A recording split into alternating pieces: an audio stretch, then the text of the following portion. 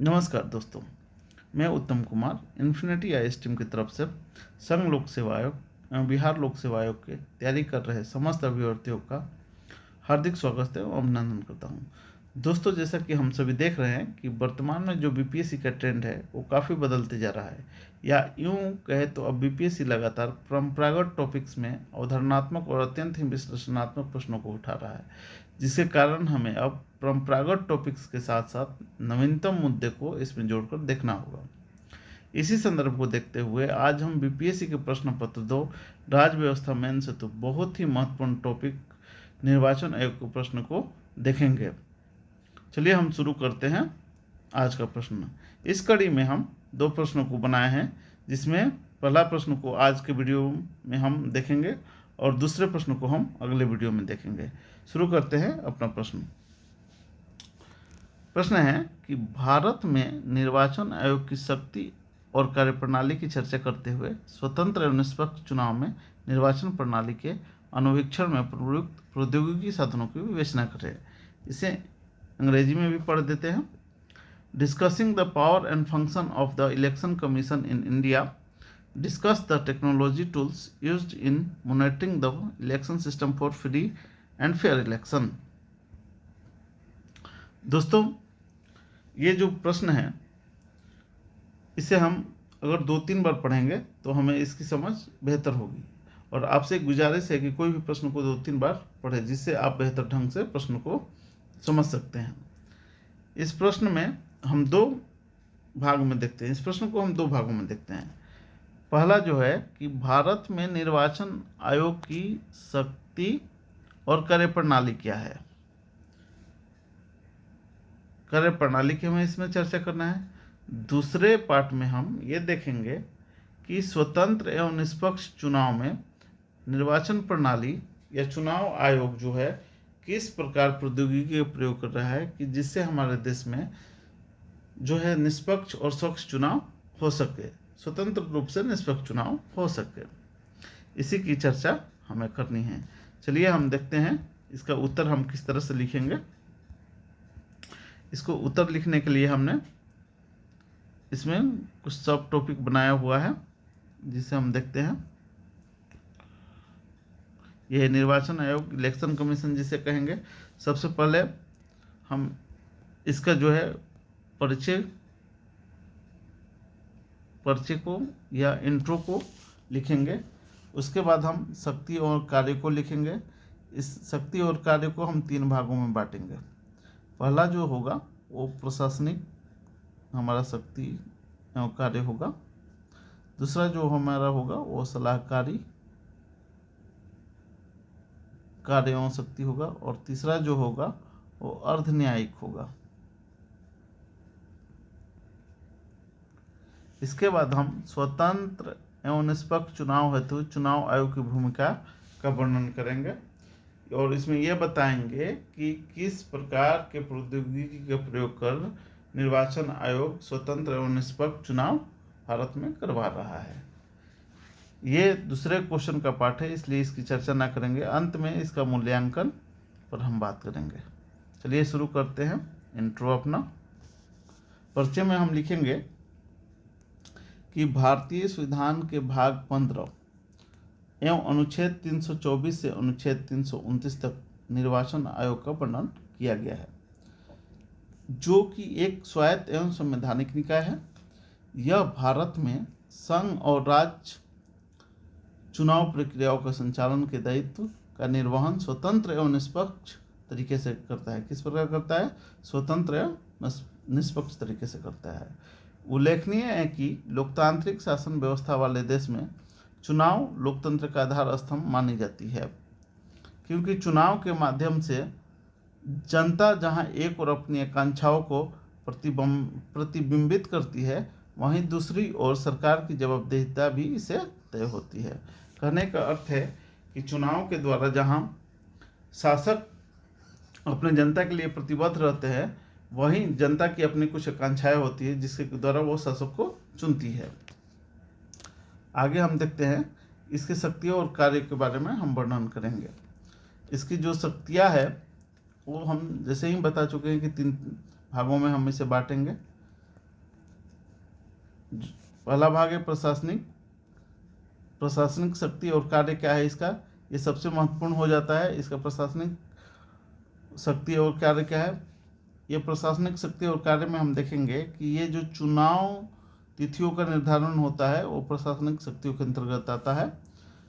इसके अलावा निर्वाचन क्षेत्रों का परिसीमन या सीमांकन करना होता है, निर्वाचन नामावली तैयार करना, 18 वर्ष से उम्र अधिक होने पर लोगों के नए नाम को जोड़ना होता है इसमें। इसके अलावा राजनीतिक दलों को मान्यता और चुनाव चिन्ह प्रदान करना,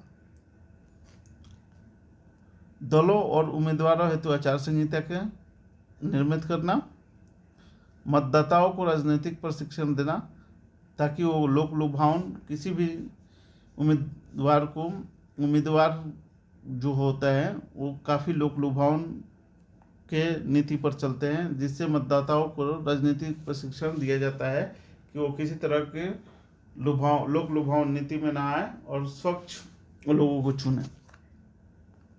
इसके अलावा उम्मीदवारों द्वारा चुनाव में किए जाने वाले व्यय राशि जो होता है वो चुनाव आयोग द्वारा तय किया जाता है। चुनाव परिणामों को प्रभावित करने के उद्देश्य से हेरफेर करने, जैसे कि बूथ कैप्चरिंग हो गया, हिंसा भड़काने एवं अन्य अनियमितताओं की स्थिति में चुनाव रद्द करना, इसके जो है प्रशासनिक अधिकार है। इसके अलावा हम सलाहकारी जो अधिकार को देखते हैं। सलाहकारी अधिकार में संसद और राज्य विधानमंडल के वर्तमान सदस्यों की निहरता से संबंधित है।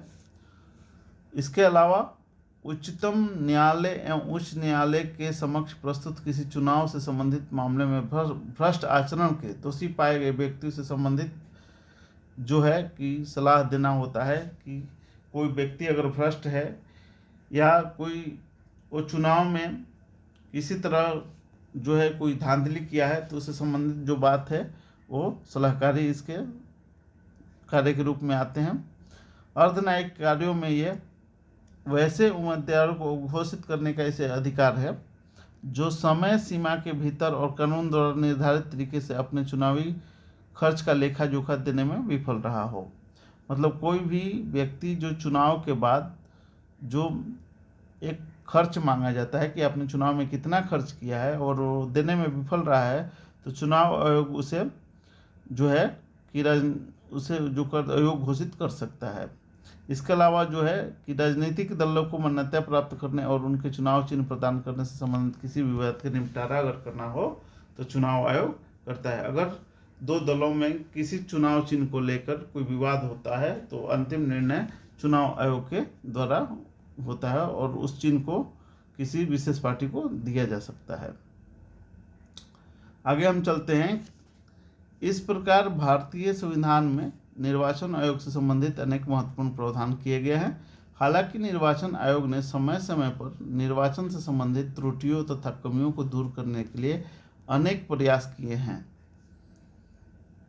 जैसे दिनेश गोस्वामी समिति, जस्टिस रेड्डी समिति, तारकुंडे समिति, इंद्रजीत समिति गुप्ता समितियों ने चुनाव सुधार से संबंधित अनेक सुझाव किए हैं जो हमारे पीटी के लिए भी काफ़ी महत्वपूर्ण हो जाते हैं। यहाँ से कई बार क्वेश्चन हम देखे हैं कि हमें देखने को मिलता है कि यहाँ से भी क्वेश्चन रहता है। आगे चलते हैं। भारत जैसे बहुदलीय शासन व्यवस्था वाले राज्यों में चुनाव आयोग जैसे संस्थाओं की भूमिका बहुत जिम्मेवारी और चुनौतीपूर्ण हो जाती है, क्योंकि समय समय पर विभिन्न प्रकार की नवीन चुनौतियों ने चुनाव आयोग के कार्यों को क्या किया है, चुनौतीपूर्ण बनाने का कार्य किया है। अतः चुनाव आयोग के द्वारा चुनावी अनुवीक्षण के लिए विभिन्न प्रकार के प्रौद्योगिकी का प्रयोग किया जा रहा है, जो इस प्रकार है। अभी जो नए नए प्रौद्योगिकी का प्रयोग किया जा रहा है वो क्या क्या है हम देखते हैं। इसके लिए आप एक बेहतर होगा कि एक छोटा सा माइंड मैप यहाँ बना देंगे जिससे हमें नंबर ज़्यादा मिलने की संभावना होगी। नवीन प्रौद्योगिकी में हम बात करेंगे क्या क्या नवीन प्रौद्योगिकी है। जो ये है कि निर्वाचक नामावली का कंप्यूटरीकरण किया जा रहा है। कोई भी 18 वर्ष से जो वयस्क है उनका कंप्यूटरीकरण करके उनका निर्वाचक नामावली में उनका क्या किया जा रहा है कि नाम को जोड़ा जा रहा है। ईवीएम का प्रयोग किया जा रहा है। ईवीएम का एक जो है M3 मॉड्यूल जो होता है वो काफ़ी ही प्रभावी मॉड्यूल माना जाता है, जिसमें जो है कि काफ़ी बढ़िया से चुनाव किया जाता है। भ्रष्टाचार कम होने की, उसे छेड़छाड़ करने की कम संभावना रहती है। इसके अलावा भी VVPET जो होता है, जो हम जाते हैं वोट देने जाते हैं, उस समय हम जब वोट देते हैं तो कुछ देर के लिए उम्मीदवार का फ़ोटो हमारे पास आ जाता है, जिससे हम पारदर्शिता क्या होता है पता चलता है कि हम वोट सही जगह दिए हैं। इसके अलावा जो है प्रेक्षक पोर्टल है, जो देखने के लिए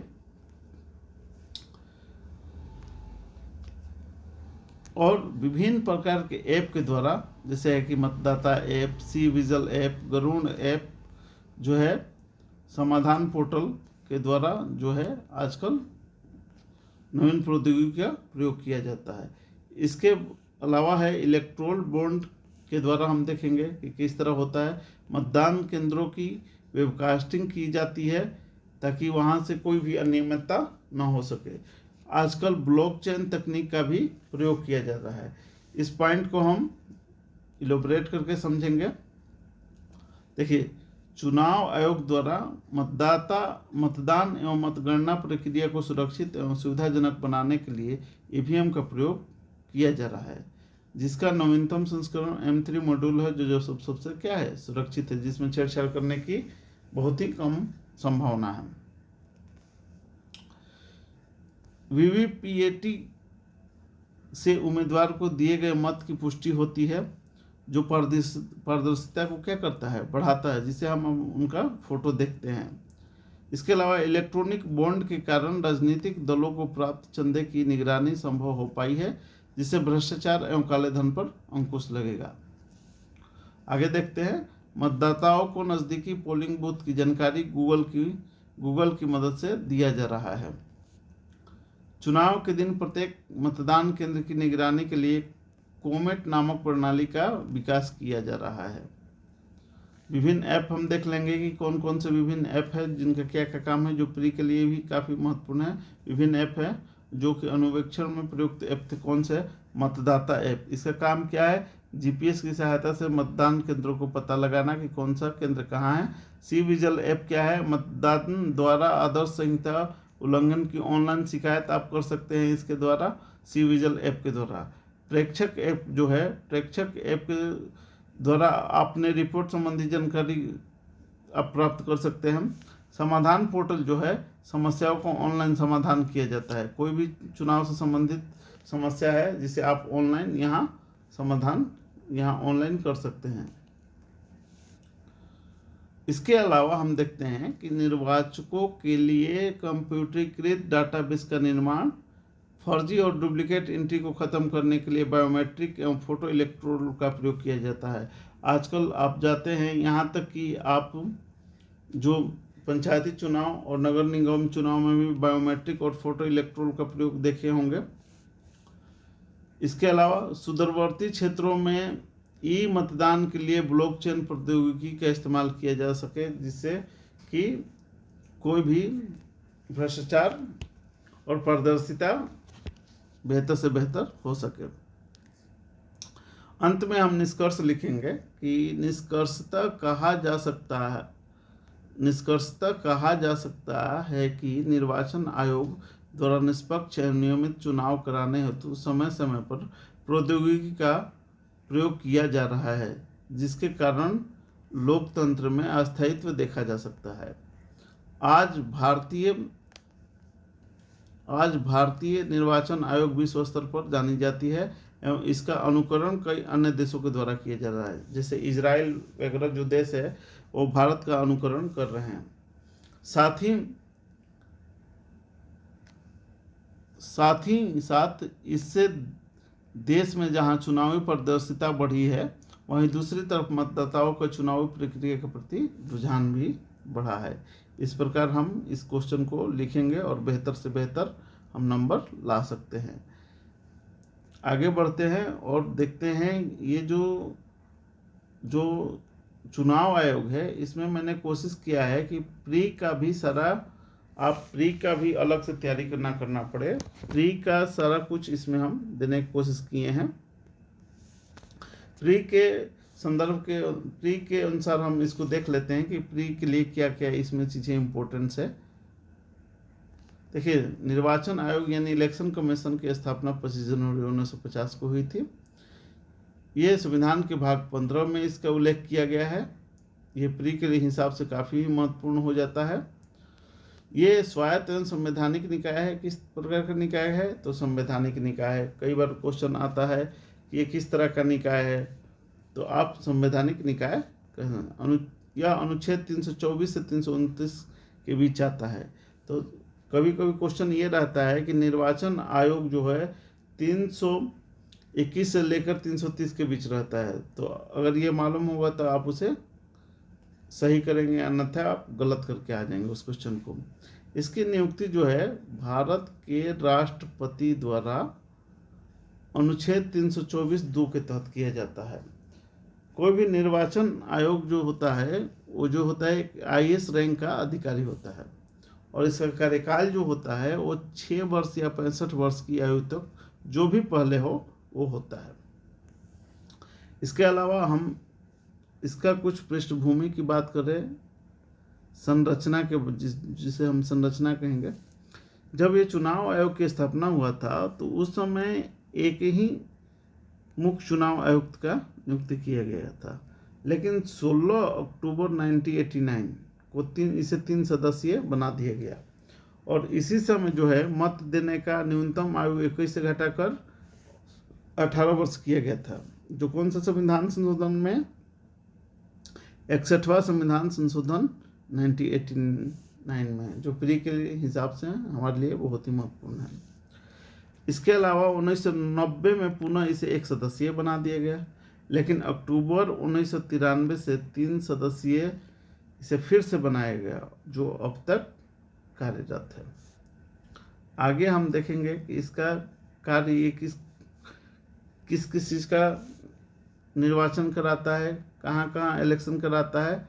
तो हम देखेंगे कि ये लोकसभा, राज्यसभा, राज्य विधानसभा तथा राष्ट्रपति एवं उपराष्ट्रपति का चुनाव का आयोजन कराता है।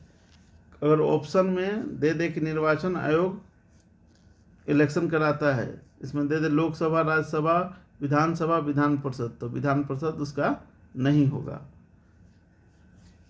तो विधान परिषद को हम नहीं उसमें देखेंगे। अब आगे चलते हैं कि इसमें एक फैक्ट है, प्रथम चुनाव आयुक्त कौन थे? तो प्रथम चुनाव आयुक्त सुकुमार सेन थे। फिर हम देखेंगे कि प्रथम महिला चुनाव आयुक्त कौन थी? तो देखेंगे कि श्रीमती VS रम्मा देवी थी। कौन थी? श्रीमती VS रम्मा देवी। श्रीमती VS रम्मा देवी थी। वर्तमान चुनाव आयुक्त कौन है? तो वर्तमान चुनाव आयुक्त जो हमारे हैं श्री राजीव कुमार हैं, जो 25वें चुनाव आयुक्त हैं। अब एक चीज़ इसमें छूट रहा है कि आखिर इनका पदभार कैसे होगा, या पदमुक्ति इनके कैसे होगी, निर्वाचन आयोग की पदमुक्ति कैसे होती है। तो इनकी पदमुक्ति जो होती है वो जिस तरह संसद द्वारा सर्वोच्च न्यायालय के न्यायाधीशों को हटाने की प्रक्रिया है, उसी तरह मुख्य चुनाव आयुक्त को भी हटाने की प्रक्रिया है। तो ये आखिर हटेंगे कैसे? तो इन पर जो आरोप लगेगा वो है कदाचार का आरोप हो,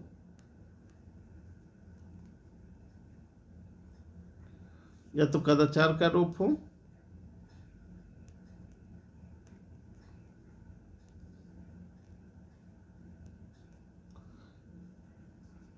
या फिर अयोग हो, किसी वो योग ना हो फिर भी वहाँ पर जाके उनको चुना गया है, तो अयोग होने की स्थिति में उन्हें हटाया जा सकता है, या उन दुर्व्यवहार के कारण उन्हें हटाया जा सकता है।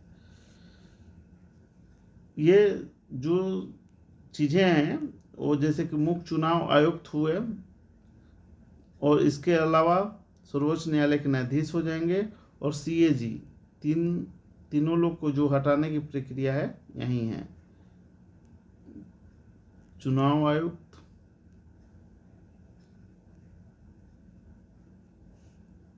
और सर्वोच्च न्यायालय के, सुप्रीम कोर्ट के न्यायाधीश।